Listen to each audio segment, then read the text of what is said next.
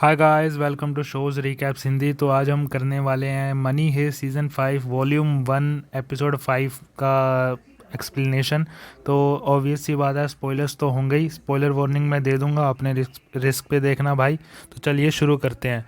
तो एपिसोड 5 ही टोक्यो के flashback scene से शुरू होता है, जब टोक्यो और उसका बॉयफ्रेंड रेने बैंक से रोबरी करके भाग रहे होते हैं और रेने को वहाँ पे गोली लग जाती है, जिस वजह से वो मर भी जाता है वहाँ पे। बड़े दुख की बात है। और पुलिस के आने की वजह से टोक्यो को वहाँ से भागना पड़ता है और वो बड़ी दुखी है कि वो रेने को वहीं पे छोड़ के भाग गई। और बर्लिन इस रोबरी की न्यूज़ टीवी पे देख रहा होता है। ये सब कुछ फ्लैशबैक में चल रहा है। और फिर हम देखते हैं कि प्रोफेसर जो चाय पी रहा होता है, और वो वहीं पर हमें बहुत सारे डॉक्यूमेंट्स भी देखते हैं और इन्फॉर्मेशन भी देखते हैं उन लोगों की, जिन्हें प्रोफेसर अपनी पहली रोबरी में शामिल करने वाला है। सीज़न 1 और 2 वाली जो सी प्रिंटिंग प्रेस वाली थी, वो वाली रोबरी में। तब बर्लिन प्रोफेसर से कहता है कि हमें इस लड़की को भी टीम में शामिल करना चाहिए। पर पहले तो प्रोफेसर मना कर देता है, पर बर्लिन उसे समझाता है कि देख, हमें इस रोबरी के लिए ऐसे लोगों की ज़रूरत है जिनके आगे पीछे कोई ना हो और जो मजबूत हों। तो तब प्रोफेसर बर्लिन को कहता है कि देख, अगर पुलिस उसे 72 घंटे में नहीं ढूंढ पाती है तो फिर हम उसे ढूंढेंगे और उसे अपनी टीम में शामिल करेंगे। तो तब हमें टोक्यो का असली नाम पता चलता है, जो कि है साइलिन ओलिवरिया। भाई प्रोनाउंसिएशन देख लेना। और टोक्यो पुलिस से छुप रही होती है और बहुत दुखी भी है, क्योंकि उसका बॉयफ्रेंड मर गया है। ऑब्वियस सी बात है भाई, बॉयफ्रेंड मर गया तो दुखी तो हो गई। और ऐसे ही छुपते छुपते दुख में टोक्यो बेचारी 10 दिन निकाल देती है, पुलिस से छुपी रहती है 10 दिन तक। तो फिर हम आ जाते हैं प्रेजेंट में, जो कि अभी रोबरी चल रही है बैंक ऑफ स्पेन में, जहाँ पे आर्मी ने जोन सी आर्मी है वो टोक्यो, डेनवर, मनीला पे हमला कर रही होती है। पर वो तीनों किचन में छुपे हुए हैं और फिर तीनों रोबर्स मिलकर किचन के डोर पे स्टोव टॉप लगा देते हैं ताकि आर्मी अंदर ना आ सके। और हमें फिर से फ्लैशबैक का सीन दिखाया जाता है, जब टोक्यो और उसका बॉयफ्रेंड रहने बड़े खुशी खुशी पुर्तगाल में घूम रहे थे और बातें कर रहे होते हैं कि हमें फ्रीडम चाहिए, फ्रीडम करने की फ्रीडम है। तो अगर हमें फ्रीडम मिले तो हम सबसे पहले कहाँ पे घूमेंगे, यहाँ से बड़ी दूर चले जाएंगे। तब टोक्यो से कहते हैं कि अगर हमें फ्रीडम हो, हमारे पास पैसा हो, तो तब हम यहाँ पे पूरी आज़ादी से अपनी ज़िंदगी जिएंगे और यहाँ से बड़ी दूर चले जाएंगे। तो तब उसका बॉयफ्रेंड पूछता है कि तू कौन से शहर में जाना चाहती है।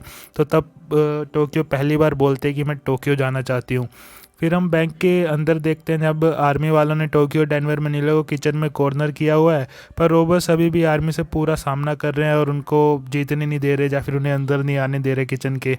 पर बैंक के बाहर आर्मी ने स्नाइपर्स तैयार किए हुए हैं कि जैसे उन्हें किचन में कोई भी रोबर दिखे तो वो उसे मार दें। बैंक के अंदर आर्मी डिसाइड करती है कि वो अब सीधा सीधा किचन के अंदर नहीं जाएगी, दूसरा रास्ता ढूंढेगी। वो दूसरे रास्ते में पेंट्री की तरफ से अटैक करेंगे और दूसरी तरफ जो से रोबर्स जो से म्यूज़ियम में फंसे होते हैं बेचारे, वो वहाँ से म्यूज़ियम से निकलने की कोशिश कर रहे होते हैं ताकि वो किसी तरह म्यूज़ियम से निकल के डेनवर, टोक्यो और मनीला की हेल्प कर सकें। और हेलसिंकी को वहाँ से लेके जाते हैं ताकि वो हेलसिंकी का इलाज हो। वो भाई घायल हुआ होता है बहुत बुरी तरह से, और मोनिका हेलसिंकी का ट्रीटमेंट कर रही होती है। तो प्रोफेसर उन्हें कहता है कि देखो, म्यूजियम का गेट खोलने के लिए वहाँ पे वर्कर्स ले आओ। वही वर्कर्स जो सा सोना पिघला रहे थे बेसमेंट में, उन्हें ऊपर लाया जाता है और गेट में होल करने की कोशिश की जाती है। तब गांधिया और मेजर जो से सेगेस्टो होते हैं, उन दोनों में बहस होने लगती है, क्योंकि जो सा गांधिया है वो चाहता है कि अभी के अभी तुरंत अटैक किया जाए, मतलब कि जो से किचन पे तुरंत अटैक किया जाए ताकि किचन में जो से रोबर्स एंड डेनवर, टोक्यो और मनीला, उनको जल्दी से जल्दी हराया जा सके, जब मारा जा सके। पर मेजर जो सा होता है वो कहता है कि अगर हम यहाँ से डायरेक्ट जाते हैं तो हम मतलब मरने के ज़्यादा चांसेस है, इसलिए हम यहाँ पे डायरेक्ट नहीं जाएंगे।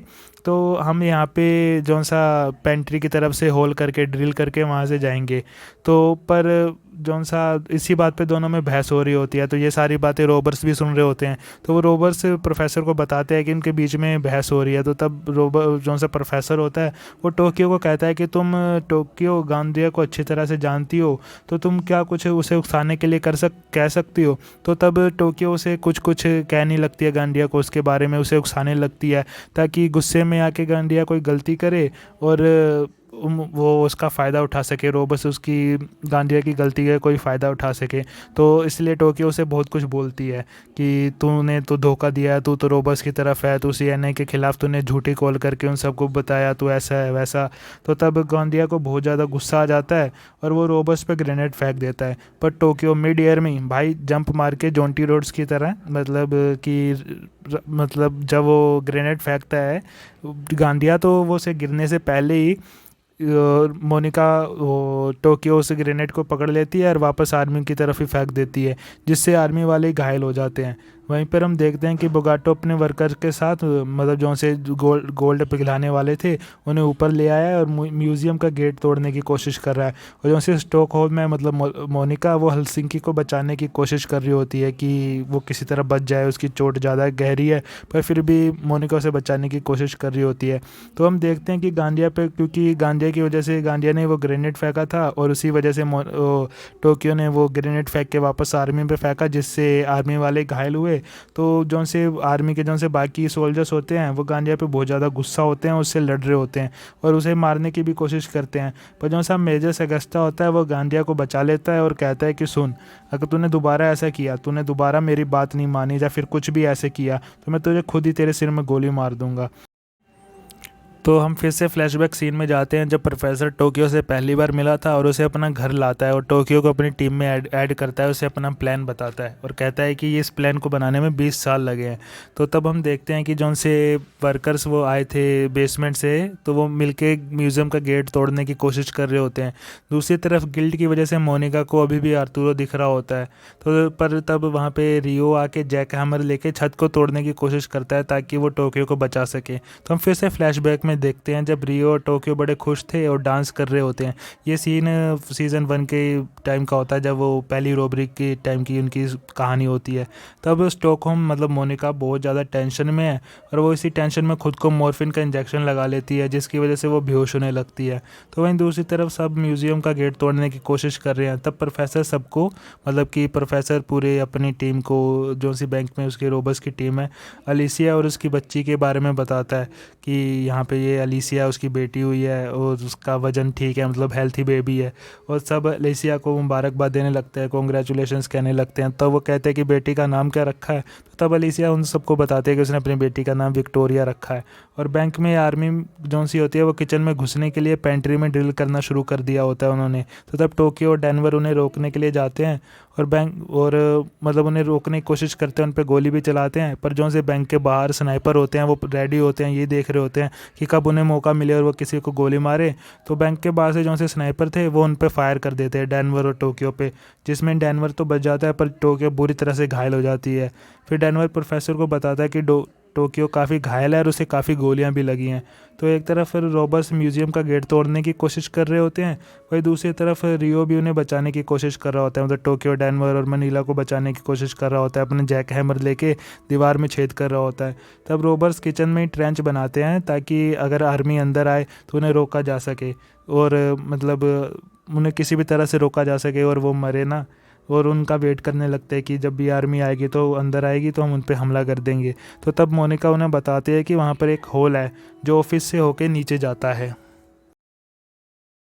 ये सुनने के बाद डेनवर किचन में उस होल को ढूंढने लगता है और जब डेनवर उस होल को ढूंढ लेता है तो बताता है कि ये होल तो 6 फ्लोर गहरा है और टोक्यो काफ़ी घायल थी, उसे काफ़ी गोलियां लगी थी, तो वो 6 फ्लोर नीचे तो जा नहीं सकती थी।